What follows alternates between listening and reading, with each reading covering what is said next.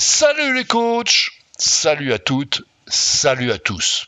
Nous nous retrouvons avec Lanester en décembre 2031, là où nous avons laissé l'équipe avec une 5e place à 4 points du premier, mais avec un match en retard. Les choses vont plutôt bien, derrière ça se décante. Ce qui est moins joyeux, c'est que nous avons tiré Séné au 32e de finale de la Coupe de France. D'ici là, nous avons encore quelques matchs de championnat pas simples à jouer. Chartres de Bretagne et Saint-Malo, ce sont des clients sérieux, même si Chartres de Bretagne est un petit peu détaché et Saint-Malo est complètement dans le fond du classement. Méfions-nous. Le premier match contre Chartres de Bretagne, ça n'a pas été une partie de plaisir. On tire un 2-2. On n'a pas très bien joué, vous voyez, 0,84 de XG. Chartres de Bretagne avait ouvert la marque très rapidement. Moussaoui nous avait bien sorti l'affaire en marquant 2 buts, un en fin de première mi-temps, un en fin de deuxième mi-temps. Et puis on a craqué, un pénalty stupide à la dernière minute. Mais bon, on méritait pas forcément de faire beaucoup mieux.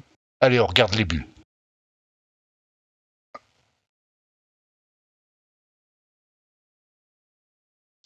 Allez. Voilà, bon, la défense aux prunes, tout le monde est là. 3 joueurs contre l'attaquant, mais c'est pas grave, personne n'intervient. Bon, il n'y a pas que nous à faire des conneries en défense. Regardez-moi ça, Moussaoui qui vient chipper la balle dans les 18 mètres dans les pieds d'un défenseur pour aller crucifier le gardien. C'est pas beau ça? Et ce même Messaoui va être encore là à point nommé.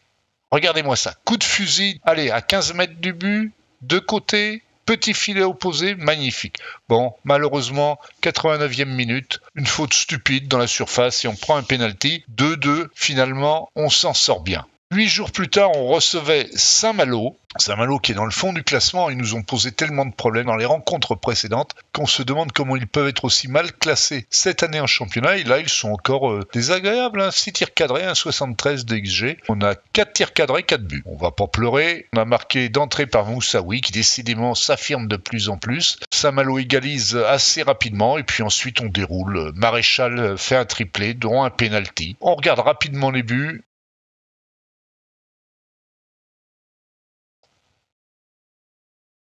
Regardez, Moussaoui encore dans ses œuvres. Là, il ne tremble pas. Il a un sang-froid extraordinaire devant le but. Je ne vais pas avoir tout à fait la même idée sur son sang-froid devant les buts au mois de mars. Mais je vous spoil un petit peu. Bon là, Romain, tu pourrais faire un petit effort et te détendre.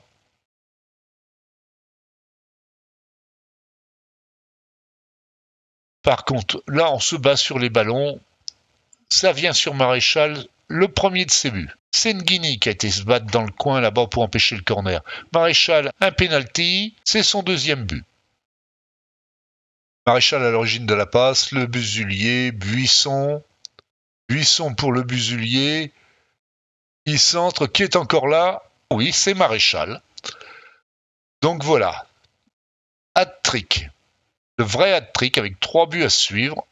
Et là, on fait encore une grosse bêtise en défense. Il va falloir vraiment qu'on règle des choses en défense. C'est pas tolérable de voir des buts encaissés comme ça. Au 1er janvier, la situation est quand même correcte. On est toujours en course, on est toujours vivant. On est pile poil à la moitié du championnat. Vannes nous a battus. Vannes est en tête avec 4 points d'avance sur nous. Les municipaux du Havre et Fougères sont juste devant nous à 1 point. Derrière, Redon, Tréguinck. Et puis après, ça se délite un petit peu. Mais tout va plutôt bien. Donc, début d'année, bilan mensuel de l'opinion des dirigeants, intouchable. On commence le mercato, alors on va en parler tout à l'heure du mercato. Il y a des choses bien, il y a des choses moins bien. On a essayé de bouger un petit peu, de faire bouger les lignes. On va voir tout ce qui s'est passé.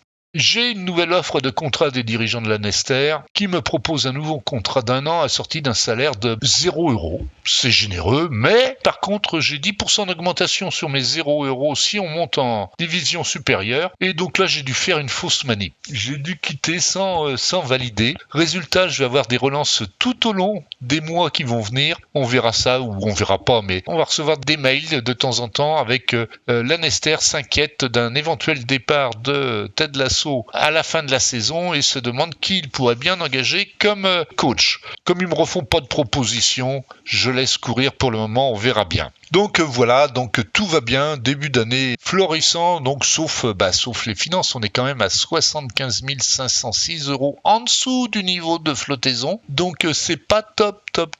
Il nous faut absolument faire un gros coup en Coupe de France et aller battre Séné à Séné.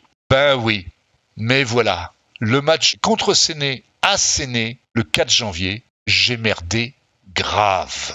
Je vous ai répété tout au long de cette série de mon système que le 1er janvier et le 1er juillet de chaque année, l'IA, ou plutôt l'algorithmie de FM, se met à jour au niveau tactique et qu'il faut absolument la perturber en changeant des points de détail. Suffisamment pour la perturber, mais pas assez pour poser des problèmes à vos propres joueurs. Et qu'est-ce que j'ai fait ? Je vous le demande un peu. Je vous réponds, j'ai rien fait. Je ne suis pas mes propres conseils. Résultat, on perd 3-2. Et on perd comme des cons.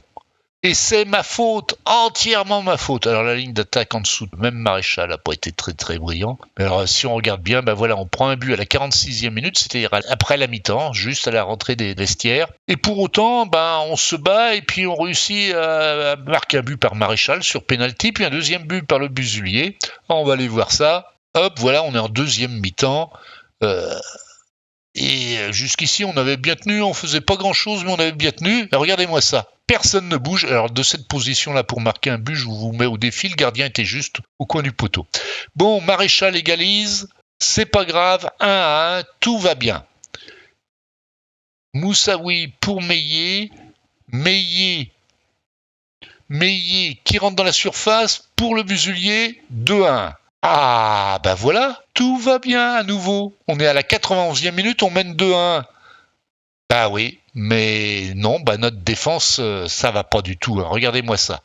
Personne n'attaque, boum. Romain peut pas grand-chose, il faut bien le reconnaître. 2 minutes plus tard, alors qu'on croyait s'en sortir avec le tir au but, non, on reprend le même but sur un corner identique et on perd 3-2. Donc pas de pénalty, pas de qualification pour la Coupe de France et financièrement, c'est pas brillant.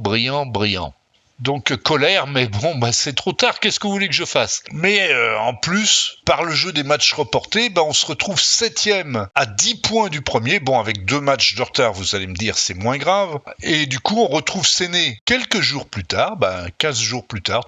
Je me suis réveillé de mon erreur, j'ai fait procéder quelques modifications tactiques en gardant la même tactique, mais en faisant quelques modifications légères. Et voilà, Moussaoui à nouveau au 18 mètres, ça rentre comme dans du beurre. 1-0, Maréchal, penalty 2-0. Eux aussi marquent un penalty par Morente, donc 2-1. Romain, t'en as arrêté plus que ça les années précédentes, ou en tout cas l'année dernière. Et pour faire bon poids, bonne mesure, Buisson au centre pour Mayout. C'est très rare que Mayout nous marque des buts. De la tête, 3-1. Puis cette fois-ci, ça doit pas vraiment grand-chose au sort. On a 8 tirs cadrés contre 4. On est un peu en retard au niveau des XG, mais on a plus tiré qu'eux. On a la possession, 65% de possession, 87% de passes réussies. Et on a dominé tout le long du match. Même s'ils ont eu un but refusé dès la 20e minute. On n'a pas grand-chose à redire. Tout s'est bien passé, conformément au plan, non, faut peut-être pas exagérer, mais tout s'est bien passé. Et du coup, le classement s'éclaircit un petit peu. On revient à la 4e place. On est à 7 points de Vannes, mais on a encore un match en retard. Donc si le calendrier, lui, s'éclaircit, par contre, les matchs à venir s'annoncent, dur. Ils s'annoncent passionnants. Redon, Fougères, Tréguinque. Ils sont là. Fougères, Redon, Tréguinque. 3 des 6 premiers. 2 matchs à domicile quand même. Le prochain match aura lieu dans quelques jours, parce que là, on rattrape des matchs en retard, donc ça va être serré. On a des matchs les 21, 24 janvier, 28 janvier, 31 janvier. Pour une équipe de N3, jouer 4 fois en 10 jours, c'est pas simple. Ce n'est vraiment pas simple. Et pendant ce temps-là, je gère aussi le mercato. Parce qu'on est quand même là au 21 janvier, il y a eu des recherches de fait. Alors il y a eu des paquets de recherches de fait. Alors, avant de passer aux 3 matchs dont nous venons de parler, j'ai bien travaillé. Ça n'a pas été simple. On a embauché un joueur, un petit jeune de 16 ans, mais il me paraît tellement prometteur. Courage, 18 à 20, sang-froid, tacle, 14 en tacles la saison, vous vous rendez compte? Qualité physique naturelle, détente verticale, jeu de tête, marquage, passe, il a déjà tout. 14 en détermination, 12 en placement. On se demande pourquoi il était en joueur libre. Vous croyez que ça cache quelque chose? Seul bémol, c'est qu'il rejoindra la Nester que le 1er juillet 2032. Là, on va être obligé de l'attendre. On va pouvoir peut-être avoir le temps d'apprendre à parler français en attendant. Ça va pas être facile de s'en occuper, mais on va faire avec. Bon, entre-temps, on a passé quelques joueurs en prêt. Des jeunes prometteurs, mais qui ne progressent pas assez vite avec nous. Nos structures d'entraînement sont pas très bonnes, mais bon, il y a un défaut dans Football Manager 2024, c'est qu'avec les mêmes structures d'entraînement et avec des coachs à peu près équivalents, un joueur qui joue en R2 en réserve progresse moins vite que s'il va jouer en R3 dans une autre équipe et qu'il joue tous les matchs. Donc c'est comme ça, faut s'y habituer. C'est intéressant avec Football Manager 2024 en tout cas de prêter des joueurs jeunes pour les faire progresser plus vite. Donc on va bien voir ce que ça donne. En termes de recrutement, on n'avait pas grand chose dans le réseau, rien du tout. Et dans les joueurs observés, on retrouve des joueurs à nous. Donc Mathis Valette, il est à la Nester déjà depuis 6 mois, je sais pas ce qu'il fout là, c'est pas grave. Mais surtout, on trouve des joueurs qu'on nous propose régulièrement. Alors on les a proposés individuellement. Je veux vous en toucher 2 mots quand même parce que c'est quand même assez extraordinaire. La Mélinais, un club de Régional 1 de Pays de la Loire. Ils ont plein de joueurs à nous proposer. C'est pas eux qui nous les proposent, ils veulent les garder, ils veulent pas les vendre. Regardez-moi ça un petit peu. 1700 €, 625, 950, 725, 5500 €, 5250 €, 2500 €, 1300. Je vous en passe, c'est des meilleurs. Si on regarde celui-ci là, d'Ursun Yussé, qu'est-ce qu'on voit ici? Contrat à temps plein, 5500 € par mois. Il est en Régional 1. Ils sont 10e en Régional 1. 10e en Régional 1. Ils sont pas relégués, mais il faudrait quand même qu'ils fassent gaffe parce qu'ils sont pas loin d'y être. Et si on regarde l'historique, ils étaient en Régional 3. Ils sont montés en Régional 2, je sais pas quand. Là, ils sont en Régional 1. Et ils ont toujours été en Régional 3. Pour autant que j'en vois. Je comprends pas comment ils sont arrivés en Régional 1 là. Déjà, très bizarre. En plus, en Régional 1, 10e, ils sont professionnels. Prix moyen des places, 0 €. Ça semble à peu près cohérent. C'est ce qu'on avait. Si on regarde plus près dans les finances, alors là, on ne le voit pas. On ne peut pas le voir, mais moi, j'ai été voir avec des outils hors normes, on va dire, avec l'éditeur de Football Manager 2024 ou avec FMRTE 24, c'est pareil. Qu'est-ce qu'on trouve? Eh bien, on trouve qu'aujourd'hui, en termes de finances, ils ont moins 39 000 €. C'est pas grave, nous on en est à moins 80 000. Budget de transfert, 554 852 €. Vous imaginez pour un club de Régional 1, 555 000 € quasiment de budget de transfert? Les salaires actuels, 60 934 € par mois. Et il leur reste de disponible pour les salaires, 65 271 €. Où est-ce qu'ils prennent ça, les gars? Où est-ce qu'ils prennent ça? Et qui c'est le président, là? Comment ils font? Alors, pendant que j'en étais à fouiner, j'ai utilisé FMRTE pour aller chercher si par hasard il n'y avait pas un Sugar Daddy à la Mélinais. Si vous ne connaissez pas le principe, allez voir ma prochaine vidéo. Ce sera sur FMRTE 26, mais c'est exactement la même chose. Vous serez surpris. La prochaine vidéo concerne les finances des clubs et les moyens d'y intervenir et d'y mettre son grain de sable, ce que je ne fais pas dans la partie, comme vous pouvez le constater.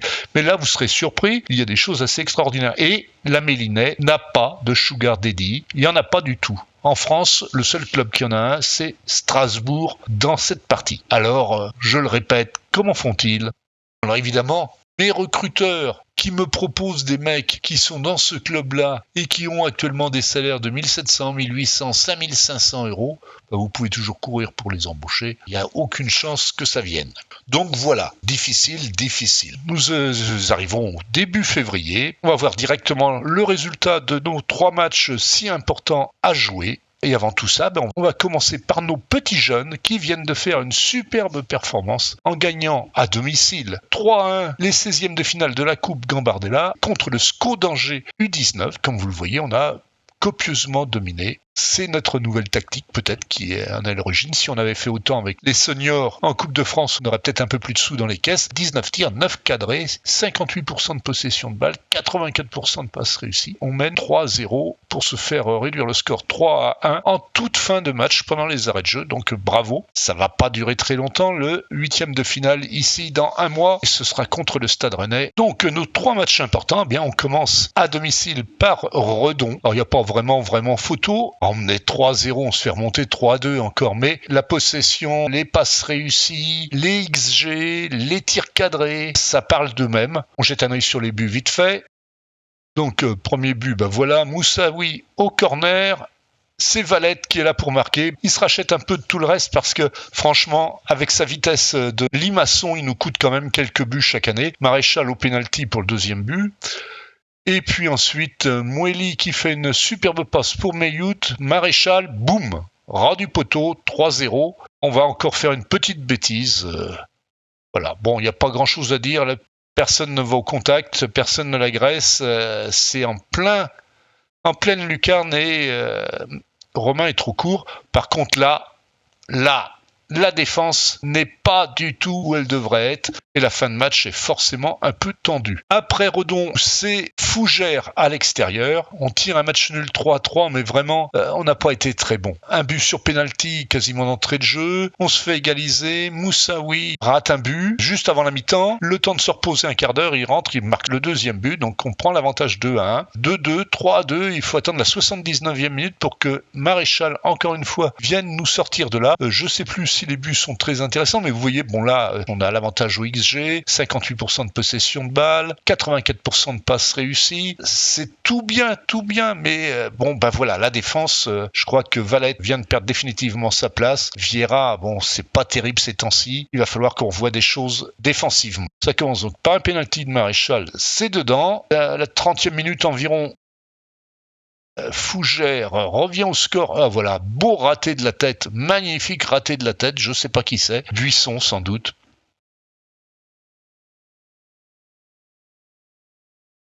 Heureusement, Moussaoui arme son pied droit, 2-1. Bon, on laisse faire des passes dans nos 18 mètres, alors forcément, et encore un raté de la tête, toujours Buisson, c'est le deuxième qui nous coûte là. 2 ratés de la tête, 2 buts on prend. L'arbitre laisse jouer sur la faute, et on est mené 3-2, but de Malouda. Heureusement, en fin de match, Moueli, Le Busulier, Maréchal, on va dire que le gardien en face l'aide bien. On s'en sort avec un 3-3 qui est un peu limite, mais qui nous permet de rester dans la course. Du coup, on est deuxième, mais quand même 2 points de Van, qui lui aussi a eu quelques soucis. 2 nuls successifs, ça fait bien nos affaires. Espérons, on n'a plus que 2 points de retard et il nous reste 9 matchs. C'est jouable, non? Croyez pas?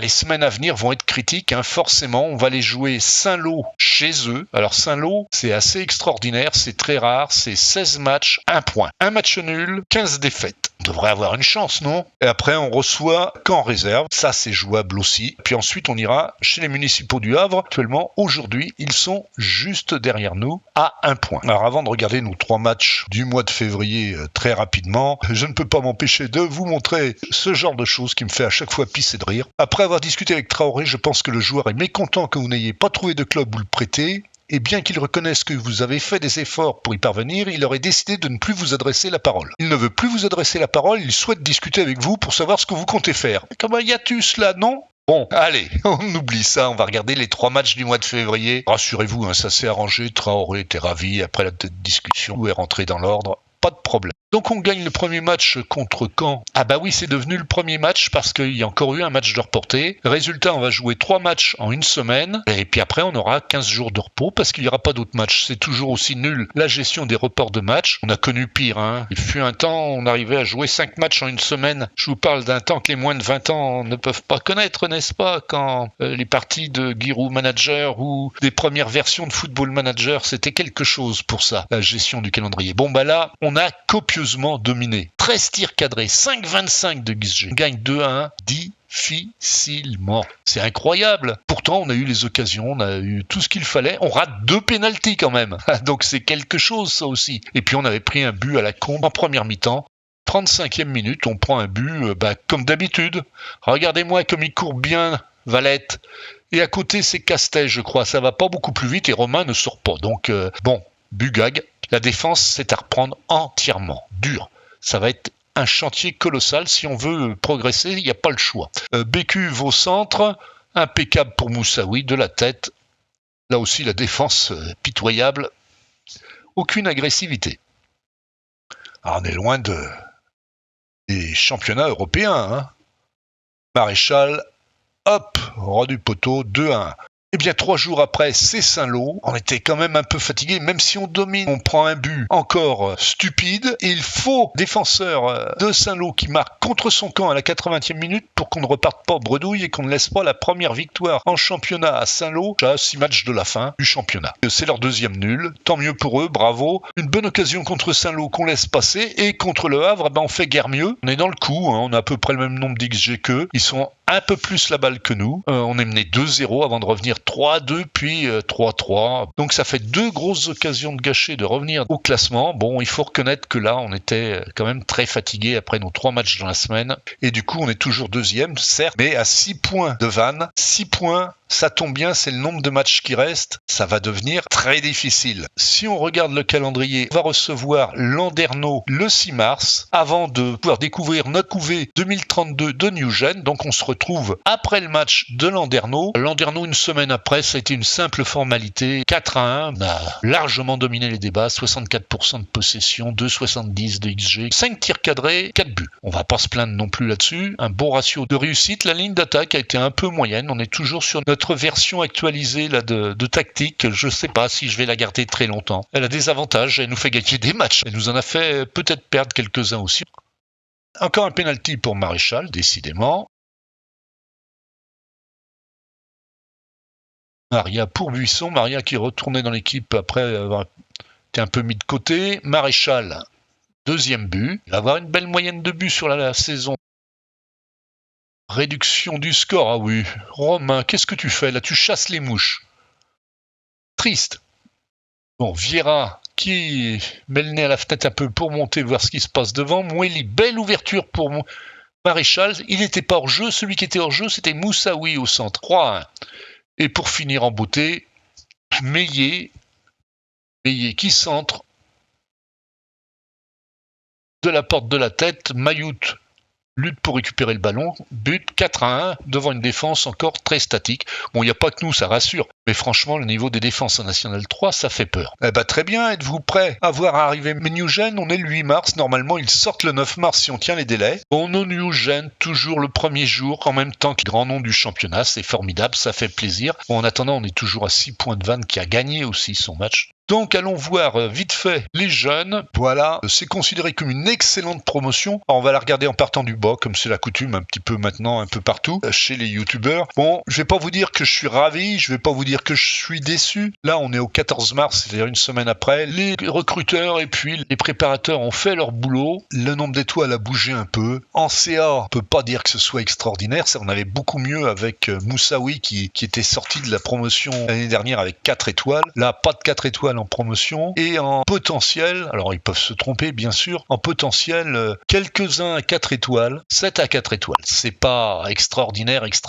non plus. Alors on regarde ça rapidement. Plus mauvais en principe sur le papier, José Fort, 15 ans. Alors ce qui frappe le plus, et on va le constater tout au long de cet examen, ce qui frappe le plus, c'est que le niveau global des attributs est en hausse. Nos joueurs sont beaucoup mieux armés, beaucoup mieux préparés à arriver. Ça veut pas dire qu'ils seront fabuleux. Celui-ci a 4 de détermination, sans ambition. Il n'a pas eu de contrat offert pour le moment. On remarque quand même qu'il a un jeu de tête à 1, du courage à 1, c'est pas brillant non plus question courage, 1 en leadership et tout le reste c'est 2, 3, 4 et beaucoup au-dessus de 7, 8, il y en a pas mal. Pas de contrat pour José Fort, surtout que le milieu offensif centre pour le moment on est garni. Martin Bastos, c'est pareil, c'est pas terrible, pas un gros CA, pas un gros PA, estimé toujours, détermination 10 c'est bien, équilibré spontané c'est pas mal, pas de petite note, touche longue 1, jeu de tête 1, placement 1, et puis le reste on saute à 3, 4, 5, 2 en penalty, 2 en tir de loin, mais on voit de plus en plus de notes vertes et de notes jaunes, alors là il y en a pratiquement partout, pas de contrat non plus pour Martin Bastos. Pour le moment en tout cas, c'est pas fini. Yanis Bess, milieu offensif gauche, 15 ans,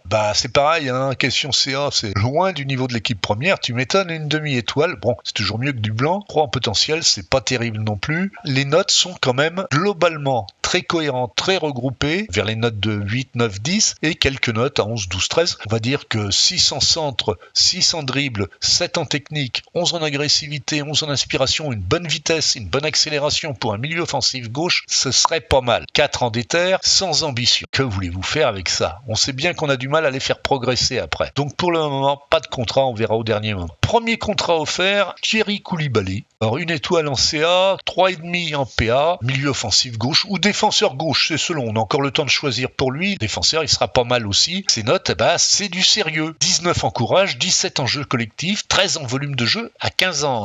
En centre, c'est pas mauvais non plus. Contrôle de balle, corner, coup franc, marquage, passe, tacle, technique, tout ça c'est bien. De bonnes notes techniques. En mental, c'est sérieux. Il est collectif en plus. Il a du volume de jeu. Bon, il est un peu lent. 5 en accélération, 9 en vitesse, 9 en déter, mais assez professionnel, équilibré. Il a eu son contrat. À lui de nous prouver maintenant qu'il est capable de faire quelque chose. Kevin William Sibé Saramale. Parle d'un nom. C'est sans doute pour ça que je ne lui ai pas proposé de contrat. Non, je blague. 15 ans, lui aussi, ils sont tous très jeunes. Pas beaucoup de 16 ans, je veux dire. Quelques petites notes, un peu plus que les autres, mais 9 en finition, 10 en contrôle de balle, 6 en technique. Pour un attaquant, c'est pas si mal que ça. 11 en agressivité, 7 en décision, 12 en déter, 7 en inspiration, 10 en leadership. C'est loin d'être nul pour un gamin de 15 ans. 1m75, 57 kg, ça c'est un peu léger. Il est assez rapide, assez agile, il a des bonnes qualités physiques naturelles. Il est assez ambitieux, il a 12 en déter. Je sais pas pourquoi je l'ai pas pris. Peut-être parce que les notes que j'ai vues quand j'ai pris les décisions, c'était pas terrible et que ça s'est amélioré depuis. Donc de toute façon, il aura une chance au deuxième tirage. Un autre buteur proposé, lui avec une étoile en CA, 3,5 en PA, Anthony Le Gouern. Pas de contrat non plus de proposer. C'est quand même très sérieux. 11 en contrôle de balle, 11 en dribble, 7 en finition, 8 en jeu de tête, 7 en passe, 11 en technique. Il a 16 ans lui. Il a de l'agressivité, de l'appel de balle, déter, inspiration, jeu collectif, leadership, vision du jeu, volume de jeu, accélération, agilité. C'est pas mal. Qualité physique naturelle et vitesse, c'est bien aussi. Pourquoi je l'ai pas pris?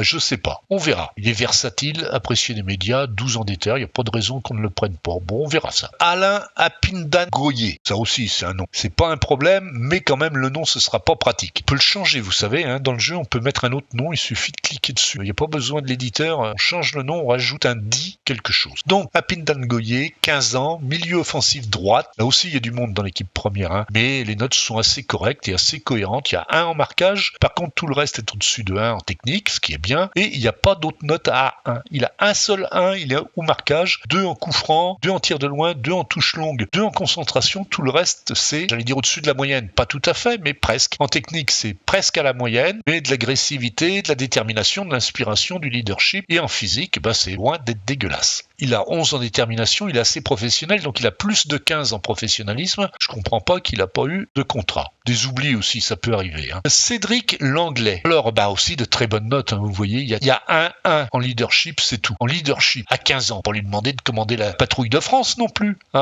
Tout le reste des notes est plutôt bien, du jaune, des notes à 10, juste en dessous. Physiquement, c'est un peu plus juste. 5 en déter, et le reste, on sait pas. On verra. Peut-être qu'il aura sa chance, lui aussi. On va voir ce que ça donne avec les 19. Anthony Dupont, milieu offensif centre, 15 ans. Là aussi, ça parle de même. En technique, il n'y a pas une note en dessous de 2. En touche longue, coup franc. 2 en marquage. Pour le reste, c'est des bonnes notes. Et en mental, c'est tout à l'avenant. En physique, c'est un peu moins bon, mais il n'a que 15 ans. Il aura 16 ans au mois de juin. Il a eu son contrat. J'espère que ça fera quelque chose. Il n'a que 4 étoiles en PA, donc c'est pas une terreur non plus. Mais si on peut le faire progresser, il a 10 en détermination, équilibré, spontané. Spontané, ça veut dire qu'il va être chiant. Il va avoir une note en polémique qui va pas être dégueulasse. Étienne Moukazambo, défenseur gauche. Ça tombe bien, Buisson, on va finir par arriver à ses limites. On cherche de ce côté-là aussi. On cherche sur toute la ligne de défense, vous affolez pas.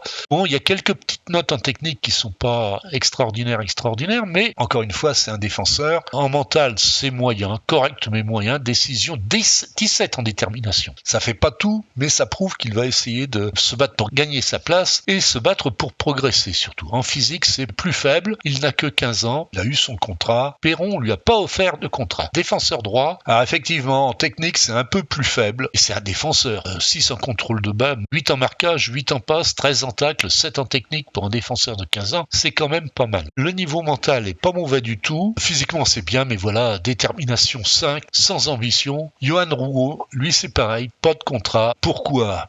Il a des bonnes notes pourtant. Regardez-moi ça un petit peu. C'est pas dégueulasse. Tout ça en technique pour un défenseur gauche et en mental, décision 10. Le reste est bon aussi. L'agressivité 13. Physiquement, c'est pas un tueur, mais c'est pas mal aussi. 5 en détermination. Et alors, ce qui tue, c'est indolent. Personnalité indolent. Indolent, ça veut dire 1 en professionnalisme. Donc, il a déjà pas de détermination. En plus, il est pas professionnel. Donc, il essaiera même pas de s'entraîner correctement. Johan Rowe, au revoir. Ivan Le Gouet, défenseur droit. Voilà, c'est pas mal, lui, hein. Bonne note en technique. Plus mauvaise, c'est 2 en coup franc et 2 en dribble. En mental, c'est bien aussi. Ça manque un petit peu de détermination. Il a que 5. Le physique, c'est un peu moyen, pas beaucoup de puissance. Et puis surtout, c'est 1m67, 53 kg. Mais bon, il a un peu de CA, proche du niveau de l'équipe première. Et il a 4 étoiles de PA. Alors, on arrive sur le haut du panier. Corey Solak. Décidément, on a des Turcs à tour de bras ces temps-ci. On en avait déjà un l'année dernière qui a l'air pas mal. Et celui-ci n'est pas loin non plus de valoir quelque chose. Regardez-moi ça. C'est soit un défenseur central, soit un milieu défensif. Bon, techniquement, c'est un peu frustre. Mentalement, c'est fort. 19 en déter. En inspiration, c'est pas l'intelligence qui l'étouffe, ni le leadership. Pour le reste, c'est très solide. Et physiquement, c'est bien aussi. 19 en détermination. Il est motivé, donc il a du professionnalisme et sans doute de l'ambition. On peut espérer que son potentiel arrive à sa juste valeur. 1m85, 67 kg. Je pense qu'il fera un bon défenseur. Ça tombe bien, on en a besoin.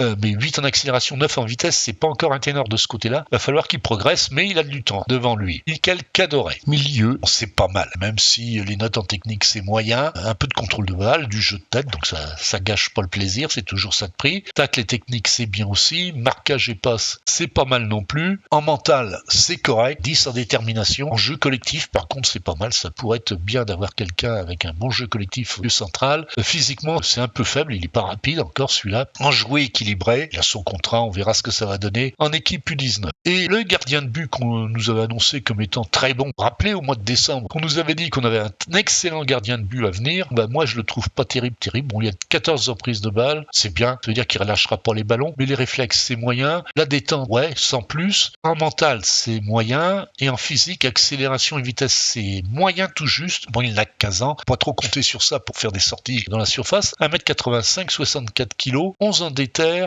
c'est un mercenaire, 1 ou 2 en loyauté, pas sûr qu'on va le garder très longtemps, on verra bien. Voilà, vous savez tout sur nos futurs jeunes. Bon voilà, il n'y a plus qu'à. Le calendrier à venir, il est pas triste, vous le savez, il faut qu'on gagne nos matchs. Cocrioville, Vannes à domicile, il faut les battre. Ce jour-là, c'est quitte ou double. Après, Saint-Malo et Chartres de Bretagne et Rouen, ça va pas être des matchs faciles non plus. Toujours vivant, toujours debout, mais pour combien de temps ? Allez, les coachs, je vais vous laisser là. Vous connaissez la chanson, si vous n'êtes pas encore abonné, abonnez-vous. Si la vidéo vous a plu, un pouce en l'air, ce serait bienvenu, ça me ferait plaisir. N'hésitez pas à laisser des commentaires, je les lis toujours tous et j'y réponds quasiment instantanément. Voilà, je vous quitte là. Bonne partie, bon jeu. À très bientôt pour la fin de saison et savoir si enfin on va monter en N2 ou pas. Allez, bye bye, à très bientôt toutes et tous.